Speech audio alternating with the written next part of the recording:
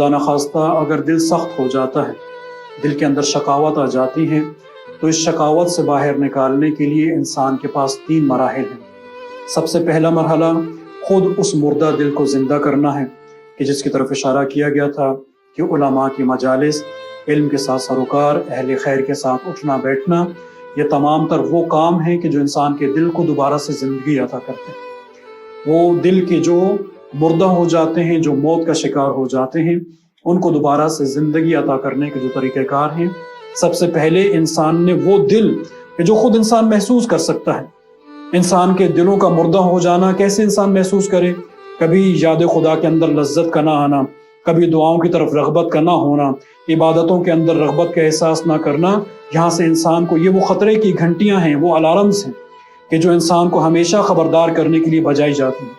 خدا بتانا چاہ رہا ہے کہ دل یا تو مردہ ہو چکا ہے یا اس موت کی طرف گامزن ہے کہ جس سے بچانے کی کوشش کو ایک مرض لاحق ہو چکا ہے۔ اس مرض سے اس کو شفا عطا کرنی ہے، اس بیماری سے اس کو دور کرنا ہے۔ اس کے بعد جب یہ دل زندہ ہو جاتے ہیں تو اب دوسرا مرحلہ کہ اس دل کو نرمی کی طرف کیسے لے کے جانا ہے، انسان کیسے اپنے دل کو ہمیشہ نرم رکھے۔ اور میں نے عرض کیا تھا اور ہمیشہ آپ علماء سے سنتے بھی ہیں، روایات سے بھی سنتے ہیں کہ نصیحت ان دلوں پر اثر کرتی ہے کہ جو دل نرم ہوا کرتے ہیں۔ وہ دل جو سخت ہوتے ہیں، خود رسول خدا بھی ان کو نصیحت نہیں کر سکے، خود امیر المومنین کے جو ان کے ساتھ اٹھتے بیٹھتے رہے، امیر المومنین کو شب و روز وہ زیارت کرتے رہے، ہو سکتا ہے کہ ثواب کے عنوان سے مولا کے چہرے کی زیارت کرتے رہے ہوں، لیکن مولا کی نصیحت کو قبول کرنے کے لیے آمادہ نہیں تھے۔ کیوں؟ علی جیسا امام ہو لیکن انسان راہ ہدایت کو نہ پا سکے، محمد مصطفیٰ جیسا رسول ہو لیکن انسان راہ ہدایت کو نہ پا سکے۔ وجہ کیا ہے؟ وجہ یہ ہے کہ جو اندر جس نے سگنلز قبول کرنے تھے وہ یا تو مردہ ہو چکا ہے یا وہ سختی کی طرف گامزن ہے۔ لہٰذا فرماتے ہیں کہ ان دلوں کو نرم کیا کرو، ان کی نرمی کی طرف توجہ رکھو۔ فرمائے کیسے نرم کریں؟ لما شکا الیہ رجل قساوۃ قلبہ، ایک شخص آیا رسول خدا کی خدمت میں، آ کر اپنے سختی دل کی شکایت کرنے لگا، تو رسول خدا نے نصیحت کیا فرمائی؟ فرمائے اذا اردت ان یلین قلبک، اگر تیرا ارادہ یہ ہے، تو چاہتا ہے کہ تیرا دل نرم ہو جائے، تو کیا کرنا چاہیے؟ فطعم المسکین وامسح راس الیتیم، تو رسول خدا فرماتے ہیں کہ مسکین کو کھانا کھلایا کرو اور یتیم کے سر پر ہاتھ پھیرا کرو۔ انسان کے پاس مال و دولت ہو، انسان صاحب ثروت ہو، اور اس صاحب ثروت ہونے کے بعد انسان یہ کام کرے کہ کسی مسکین کو دیکھے تو اس کو کھانا کھلا دے، کسی یتیم کو دیکھے تو اس کے سر پر ہاتھ پھیر دے، دست شفقت پھیر دے، تو رسول خدا فرماتے ہیں یہ 2 کام ایسے ہیں کہ جو تیرے دل کو نرم کر دیں گے۔ تو اپنے دل کی نرمی چاہتا ہے تو یہ تیرے پاس کہیں پر بھی مسکین کو دیکھ، کہیں پر غریب کو، فقیر کو دیکھ تو اس کو کھانا کھلانے کی کوشش کر۔ اب دیکھیں خدا نے یہ نہیں کہا کہ آؤ نماز پڑھو، نماز خود اپنی جگہ، لیکن اس نماز کے لیے نرمی قلب چاہیے۔ انسان مصلی نماز پر جانا چاہتا ہے اور اس دل کو لے کر جانا چاہتا ہے کہ جو دل جیسی مصلی نماز پر آئے تو خدا کے ساتھ وصل ہو جائے، خدا کے ساتھ ایک رابطہ استوار کر لے۔ فرماتے ہیں قبل اس کے کہ مصلی نماز پر آؤ، اپنے دل کو نرم کرو، کسی مسکین کو کھانا کھلا کر، کسی یتیم کے سر پر دست شفقت پھیر کر۔ تو یہ 2 کام جب انسان کرتا ہے تو اب جب وہ دعا کے لیے بیٹھے گا تو اس کا دل آمادہ ہوگا، اب جب وہ نماز کے لیے آئے گا تو اس کا دل آمادہ ہوگا۔ اب اگر حج پر تشریف لے جاتا ہے تو حج پر جب خانہ کعبہ کے سامنے آئے گا تو تب بھی دل نرم ہوگا۔ لہٰذا وہ جو عبادت کی جگہ ہیں، وہ عبادت گاہیں جو ہیں، وہاں تک پہنچنے سے پہلے کچھ مراحل ہیں اپنے دل کی نرمی کے لیے، تاکہ جب عبادت تک آپ پہنچیں تو انسان کا دل نرم ہو چکا ہو۔ لہٰذا فرمایا کہ مسکین کو کھانا کھلاؤ اور یتیم کے سر پر ہاتھ پھیرنے کی کوشش کرو۔ پھر فرمایا دوسری چیز جو تمہارے دلوں کو نرم کر سکتی ہے، عودوا قلوبکم الرقہ، خود اپنے دلوں کو نرمی سکھانے کی کوشش کرو، کسی پر رحم کر کے، کسی کے ساتھ احسان کر کے۔ جب تم سختی کی حالت میں ہو تو اس سختی کی حالت سے نکلنے کے لیے بار بار اپنے آپ کو نصیحت کرو، اپنے دل کو نرمی کی طرف رکھو۔ اس کو کیوں رسول خدا اس طرح سے فرماتے ہیں؟ اس لیے فرماتے ہیں کہ کبھی انسان کوئی ظلم کر بیٹھتا ہے، کبھی انسان کسی کے اوپر سختی کر بیٹھتا ہے تو شیطان دوبارہ آتا ہے اس کے اوپر حملہ کرنے کے لیے کہ اب اس ظلم پر ظلم کا اضافہ کرتا چلا جائے۔ آپ دیکھتے ہیں بہت سارے لوگ کبھی ظلم کر بیٹھتے ہیں تو اب کہتے ہیں اب تو ہو چکا ہے، ایک گناہ تو میں نے انجام دے دیا، اب میں بجائے اس کے کہ واپس پلٹوں کیوں نہ میں دوسرا گناہ کر بیٹھوں۔ اور یہ شیطان کا وہ جال ہے کہ جہاں پر انسان کو وہ سختی کی طرف لے کر جانے کی کوشش کرتا ہے۔ آج آپ دیکھتے ہیں یزید جیسے لوگ کربلا کے اندر یہ سارے کے سارے کہ جنہوں نے ایک کو شہید کیا دوسرے کو شہید کرنے کے لیے آمادہ ہو گئے، اور دوسری کی شہادت پہلی کی شہادت سے بھی سخت تر نظر آتی ہے۔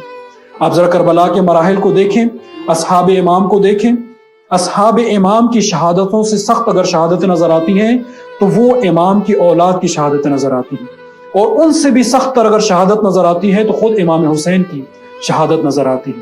کیا وجہ ہے؟ ایک کو تو شہید کر بیٹھے، دوسرے کو اس طرح شدت سے شہید کرنے کی وجہ کیا ہے؟ اور پھر امام حسین تک جب پہنچتے ہیں تو آپ دیکھتے ہیں کہ جس کے پاس نیزہ ہے نیزہ مار رہا ہے، جس کے پاس پتھر ہے وہ پتھر کے وار کر رہا ہے، اور خود روایات کہتی ہیں کہ جن کے پاس نہ نیزے تھے، نہ تلوار تھے، نہ خنجر تھے، اور نہ ہی پتھر تھے، وہ کربلا کی گرم ریت کو اٹھا کر اس ظلم میں شریک ہو رہے تھے کہ جس ظلم کا نشانہ امام حسین کو بنایا جا رہا تھا۔ کیا وجہ ہے عزیزان گرامی؟ یہ سارے کے سارے وہ عبرت کے مقامات ہیں کہ جو میرے اور آپ کے لیے پروردگار نے اس تاریخ کے اندر کھول کے رکھی، کہ ذرا سمجھنے کی کوشش کرو کہ اگر ایک ظلم کے اوپر دوسرا ظلم انسان کی طرف آتا ہے تو شیطان کا وہ جال ہے کہ جس کے اندر انسان کو پھنسانے کی کوشش کرتا ہے۔ لہٰذا گناہ ہو جانا یہ انسان کے اندر رکھا گیا ہے، ظلم کا سرزد ہو جانا یہ انسان کے اوپر رکھا گیا ہے۔ رسول خدا بتانا چاہتے ہیں کہ اب دل کو بجائے اس کے سختی کی طرف لے کر جاؤ، واپس پلٹاؤ، اس کو نرم کرنے کی کوشش کرو، اپنے گناہوں پر توبہ کے ذریعے سے، اپنے اوپر پشیمانی کے ذریعے سے۔ یہ جو گناہ سرزد ہوا، انسان جب ایک دفعہ سر جھکا لیتا ہے، خدا کے سامنے اپنے سر کو جھکا کر ایک دفعہ توبہ کا اظہار کر دیتا ہے، تو یہ در حقیقت وہ پشیمانی ہے کہ جس پشیمانی کی وجہ سے اس کا دل دوبارہ نرمی کی طرف پلٹ آتا ہے۔ لہٰذا انسان کبھی بھی ایک گناہ کے اوپر دوسرے گناہ کی طرف اس عنوان سے نہ جائے، کیونکہ جیسے جیسے انسان کا گناہ بڑھتا جائے گا ویسے ہی شقاوت قلبی اور سختی قلب بڑھتی جائے گی۔ اور پھر فرماتے ہیں آخری چیز، وَأَكْثِرُوا مِنَ التَّفَكُّرِ وَالْبُكَاءِ مِنْ خَشْيَةِ اللَّهِ، تفکر کیا کرو، غور و فکر کیا کرو، اپنے عمل کو انجام دینے کے بعد اس عمل کو اپنے سامنے رکھو، دیکھو تم نے عمل انجام دیا ہے، کسی اور نے انجام نہیں دیا، میں نے اپنے ہاتھ کو ہلایا ہے، کسی اور نے ہاتھ نہیں ہلایا۔ اگر کوئی آ کر میرے ہاتھ کو اپنی مرضی سے ہلائے گا اس وقت مجھے مجبور تصور کیا جائے گا، میرے اعمال کا حساب و کتاب نہیں۔ کس وقت خود میرا عمل میرے لیے حساب و کتاب کا باعث بنے گا؟ جب میں اس کو اپنے اختیار سے خود استعمال کرنے کی کوشش کروں۔ فرمایا کیا کرنا چاہیے پھر تمہیں؟ اب آؤ تفکر کرو، غور و فکر کرو، سوچنے کی منزل پر آؤ، آؤ دیکھو جو تم نے کام انجام دیا ہے یہ کام درست تھا یا غلط تھا۔ اگر تم اپنے عمل کو تشخیص نہیں دے پاؤ گے، معین نہیں کر پاؤ گے کہ میرا عمل تھا آیا درست تھا یا غلط تھا، تو پھر کون آئے گا تمہارے عمل کی ججمنٹ کے لیے؟ موت آئے گی، اس کے بعد تو حساب و کتاب ہونا ہی ہونا ہے۔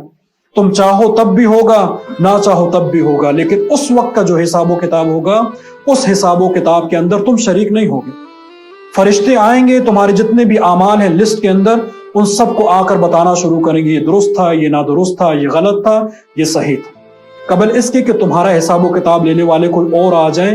خود اپنا حساب و کتاب شروع کر، خود آؤ اپنی فہرست کو دیکھو، اپنی لسٹ کو دیکھو، دیکھو کون سا غلط ہے کون سا درست ہے۔ اور آخری چیز فرماتے ہیں کہ وَالْبُكَاءُ مِنْ خَشْيَةِ اللَّهِ، خدا کے خوف سے جو تم آنسو بہاتے ہو یہ تمہارے نرمی قلب کا باعث بنتے ہیں، تمہارے دل کو نرم کر دیتے ہیں۔ لہٰذا انسان کو اس طرف توجہ رکھنی چاہیے، کبھی خلوت کا عالم ہے، کبھی رات کا عالم ہے، کبھی کوئی چیز سن کر، کبھی کوئی دعا سن کر ایسی کیفیت انسان اپنے اوپر طاری کر سکتا ہے کہ جب کبھی انسان کے اشک جاری ہوں، کبھی رات میں بیٹھیں بجائے اس کے کہ کوئی اور چیز سنیں، آئیں دعائیں سننا شروع کریں، کبھی آئیں کسی ایسے عالم کو سنیں کہ جو آپ کے دل کو رکت آمیز کیفیت کے اندر لے آئے۔ اس کلام کی وجہ سے، اس دعا کی وجہ سے، اس تلاوت کی وجہ سے اگر ایک آنسو اس خلوت کے عالم میں نکل آتا ہے تو انسان کے دل کی نرمی کا باعث بنتا ہے۔